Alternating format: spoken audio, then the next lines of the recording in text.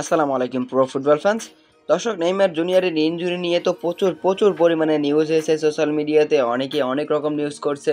কেউ বলছে Copa America খেলবে, কেউ বলছে কোপা আমেরিকা খেলতে পারবে না নেইমার জুনিয়র। তবে আমরা আজকে নেইমার জুনিয়রের ইনজুরির সর্বশেষ আপডেটটা আপনাদের সামনে তুলে ধরবো, যেটা আল হিলালের জয়েন্ট পেশির এবং আঘাতের ফিজিওথেরাপিস্ট থামের আল শাহরানি থেকে আমরা পেয়েছি। মূলত নেইমারের ইনজুরি রিকভারি প্রক্রিয়ার সবচেয়ে গুরুত্বপূর্ণ পর্যায়ে কিন্তু প্রবেশ করছে নেইমার জুনিয়র।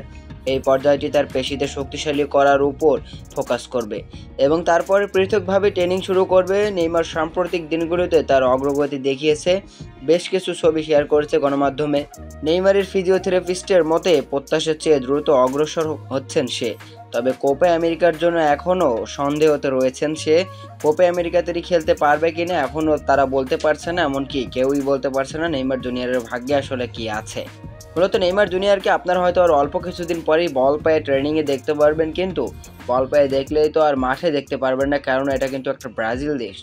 আর যেখানে আল হিলালের সাথে এত বড় একটা চুক্তিতে রয়েছে, সেখানে আল হিলাল কখনোই চাইবে না নেইমার জুনিয়র ইনজুরিতে ব্যাক করেই কিন্তু সরাসরি জাতীয় দলে খেলুক। মূলত তাদেরও কিন্তু একটা যোগ্য দাবি রয়েছে সেখানে, কারণ তারা কিন্তু নেইমার জুনিয়রকে স্যালারি দিয়ে রাখে, এ কথাটাও বুঝতে হবে।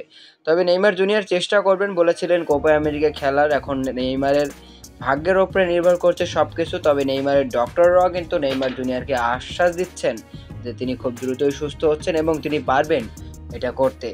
এখন দেখা যাক, সময়ের অপেক্ষা। এখন আমরা যদি সকল ব্রাজিলিয়ান সাপোর্টাররা নেইমার জুনিয়র জন্য একটু শুভকামনা জানাই, তাহলে হয়তো বা নেইমার জুনিয়র আরও দ্রুত ফিট হয়ে মাঠে ফিরতে পারবেন। তো দর্শক, ভিডিও শেষে একটা কথাই বলবো, আমরা এই ব্রাজিলিয়ান তারকার জন্য সবাই একটু শুভকামনা জানাই, তিনি যেন খুব দ্রুতই আবারও আমাদের মাঝে ফুটবল নিয়ে ব্যাক করতে পারেন।